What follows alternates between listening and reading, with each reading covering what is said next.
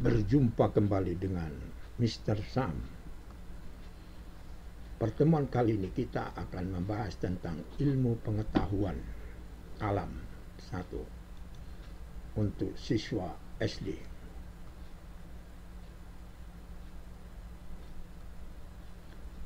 Dan materi yang akan kita bahas adalah energi panas dan energi bunyi.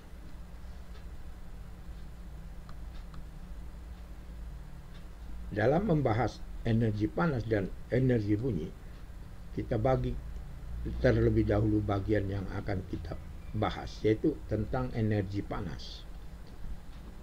Matahari merupakan sumber energi panas dalam kehidupan sehari-hari. Selain energi panas yang dihasilkan dari matahari, ada pula energi panas yang dihasilkan dari gesekan benda. Jadi sumber energi panas di bumi itu berasal dari energi matahari.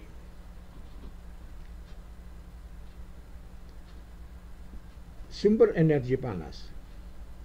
Segala sesuatu yang dapat menghasilkan panas disebut sumber energi panas.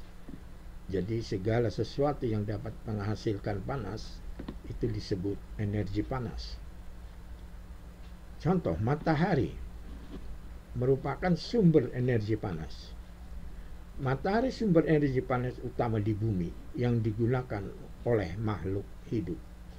Jadi kita sebagai makhluk hidup menggunakan energi panas yang bersumber dari matahari. Energi panas yang dihasilkan oleh matahari mempengaruhi kehidupan makhluk hidup karena digunakan oleh tumbuhan hijau untuk membuat makanan pada proses fotosintesis.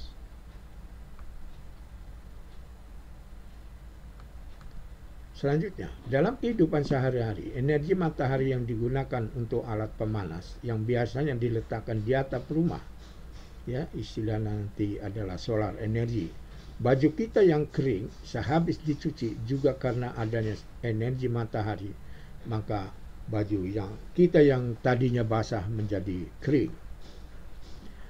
Energi matahari juga dimanfaatkan untuk membuat mobil bertenaga surya, ya. Jadi masa depan nanti energi matahari juga dimanfaatkan untuk mobil, ya, untuk membuat mobil bertenaga surya, jadi tanpa BBM atau bahan bakar minyak, dengan cara merubah energi matahari menjadi energi listrik yang disimpan di dalam aki. Energi panas yang dihasilkan karena gesekan benda, ya, jadi ini bukan dari sumber matahari tapi dari gesekan benda. Energi panas dapat dihasilkan dari gesekan benda antara dua benda, ya.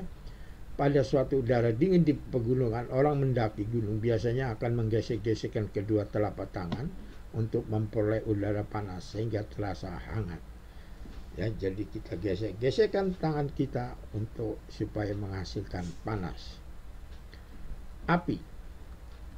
Saat kita membuat api unggun dan kita berada dekat api unggun, kita merasa panas.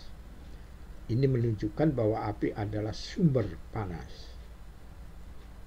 Ya, jadi jangan lupa bahwa api merupakan sumber panas. Panas dapat berubah atau merambat melalui 3 buah cara: radiasi, konveksi, dan konduksi. Jadi panas dapat berubah atau dapat merambat, ya, melalui 3 buah cara: radiasi, konveksi, dan konduksi. Nah, cara merambat dengan radiasi adalah panas yang merambat langsung tanpa zat perantara yang dengan reaksi, ya, yang dikenai dengan reaksi. Jadi panas yang merambat langsung tanpa zat perantara yang dikenai dengan radiasi. Jadi langsung, ya, tanpa perantara. Contoh panas cahaya matahari yang terpancar pada tubuh kita, itu langsung dari matahari. Konveksi. Nah, ini bedanya radiasi dan konveksi. Perpindahan panas yang diikuti oleh perpindahan zat perantara. Ya, jadi ini satu contoh panci yang dimasak, ya, ada airnya. Ini merupakan perpindahan panas secara konveksi. airnya menjadi mendidih ya, karena dari panas ya, api yang atau kompor listrik yang panas itu masuk ke dalam air sehingga airnya menjadi panas. Nah, inilah cara perpindahan konveksi ya, jadi zat-zatnya itu berpindah. Konduksi, perambatan panas tanpa disertai perpindahan. Kalau ini tidak ada perpindahan zat perantara. Contoh, sendok yang berada di dalam air panas, ketika disentuh ujungnya maka kita akan merasakan panas. Itu disebut ya perambatan panas secara konduksi. Jadi sendok ya yang berada dalam air panas, kemudian kita sentuh sendok tersebut, maka sendok pun jadi akan panas. Itu yang disebut perpindahan panas dari air ke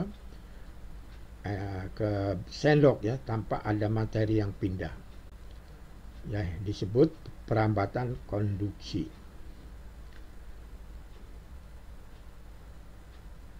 Nah, demikianlah pertemuan kita tentang ilmu pengetahuan alam untuk tingkat SD. Jangan lupa tekan tombol subscribe and like. Sampai jumpa kembali.